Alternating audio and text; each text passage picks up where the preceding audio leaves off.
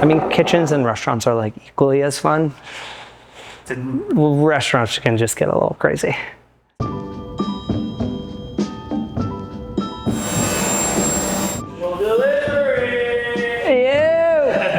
What's up, Tommy?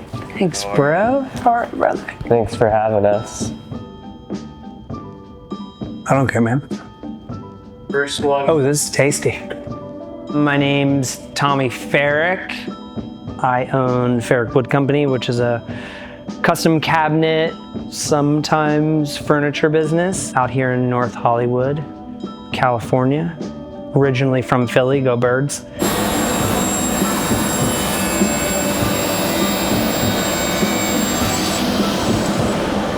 I don't think I'd ever actually walked into a wood shop before I set my own up. So I'd only seen kind of like images or videos of people with them on the internet, but really it was just like riffing on what felt right or the way that I thought I wanted to work. We kind of went with like everything is kind of hidden and out of sight, but like if you walk up to something, like everything is in a place. It's just like a slightly different methodology. It was what felt right to me. Because I feel like if the space doesn't feel right, the work doesn't come out right. If the space isn't clean, the work's not clean.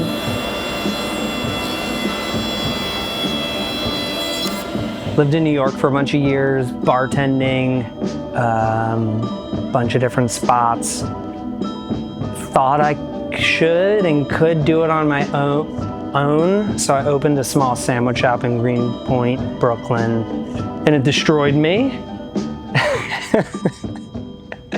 It was way harder than I anticipated. In that time, I met my now wife. We got married. She got pregnant. We moved down to Philly after I closed the sandwich shop.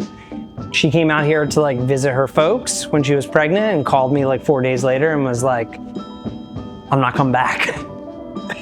So figure out how to get here before our son's born. So I moved out here a little over 7 years ago, and I didn't want to go back to restaurants. And I had already started to like go down a rabbit hole of watching woodworking YouTube videos, like obsessively, like all day long. So when it was like time to start bringing in some money, I like went to Home Depot and got a handful of tools and told my wife like, hey, I'm gonna try this out. And that's kind of like how it started.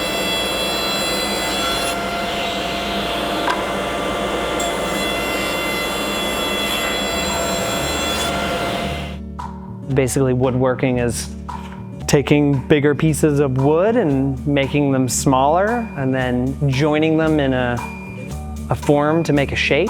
So down here kind of is where it really starts. You can see a ton of offcuts, but sheet will go on, you'll program in a number, you'll cut all your parts, goes into a cart. Potentially it will get edge banded. That's this big thing. It literally does just that. Puts an edge on the edge of the plywood to hide the plies. I used to do it by hand with like my wife's iron. So like half a day to a day for a full kitchen, and now it takes 15 minutes for a whole kitchen. This one's sick because it's automated. So it removes a decent amount of human error. It's like crazy. Got really lucky and met my homie Tyler, who owns a restaurant in Los Feliz. And we got talking when I was eating dinner at his restaurant, and he was like, hey, I've got some like projects if you want to do them. And I was like, yeah, sure. And then in short time, we were like redoing his entire restaurant and building a kitchen in his house, and kind of just like snowballed from there. And now we're in like a 3,000 square foot proper commercial shop and build full furniture packages for houses, kitchens, closets, benches, you name it. If it can be made out of wood, we've probably done it at this point.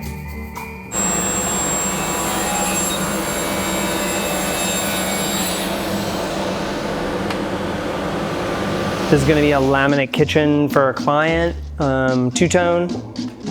This one, blind corner, so comes out, shifts over, comes to you, you know, luxury. Top is like pretty standard. These all get like custom inserts up top.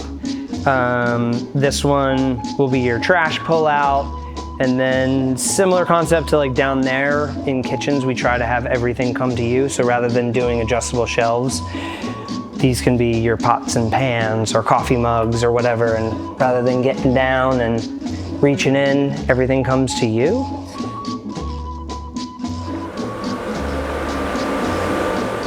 I believe I loosely knew of Woon through a mutual homie that did the artwork, who I'd met in my Brooklyn bartending days. I think we came out here to like visit, popped in, bought the hat, super stoked, ate the food, rad, and then we'd run into each other, I think at the Sway, kind of like flea market setup thing. And I just kept hounding you to let me do woodwork for you. And then fast forward, you were opening a new spot, which I think I cornered you about. And I was like, yo, who do you have doing the woodwork? And you're like, oh, I got my friend Jay doing it. I was like, whoa, Jay Nelson? And you're like, yeah, homie. I was like, whoa, never mind. I don't want to do it. And you're like, no, but he only wants to do a certain part. And I was like, okay, I'll take whatever he doesn't want to do. So that's how I got to be involved in Woon 2. So let's see. So can I pass you?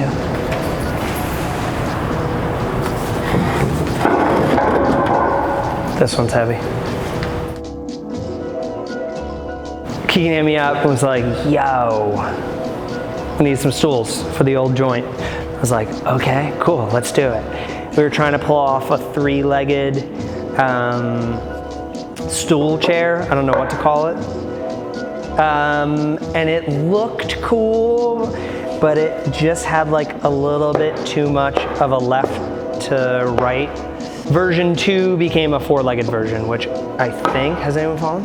No, okay, cool, great. So this one's out of white oak. I forget, I think we did red oak at your spot. Again, like super simple. There's huge tenons that run through these legs into that solid seat. It's not a half, I guess a dado. Little dados so that this seat rest locks into this seat stay. Simple, fun looking. Chairs are hard. It's like, I make probably like 1 or 2 chairs a year. One of the radder parts of woodworking for me is that I'm lucky enough to get to work with restaurant people. Because like I heard this quote a while ago, but it's from, I believe it's from a dude named Mark Firth who was like involved in the original Diner in Williamsburg, Brooklyn, which is kind of an institution. And he said like, the raddest part about opening a restaurant is building the restaurant.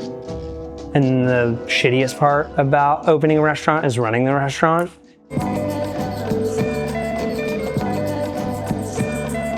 It's a fairly decent undertaking. We just like pride ourselves on that we give realistic timelines. We work, I believe, pretty fast. And we try to be involved in like all of the other steps so that we're not trying to make any other trade's life harder. So like we're trying to work with the plumber or the electrician to like know where everything is, what can we do to make their lives easier. We try to know like obviously all of the appliances and fit everything accordingly, and we try to take as much advantage of like the storage and solutions that we can within that. The kitchens are like for sure. I mean, kitchens and restaurants are like equally as fun. Restaurants can just get a little crazy. It's been super rad to get to work with restaurants, both new and old, and still be tied to that community because I massively respect it. But equally grateful that I do what I do now and don't have to trudge the 7-day-a-week restaurant hustle. But I'm there to support.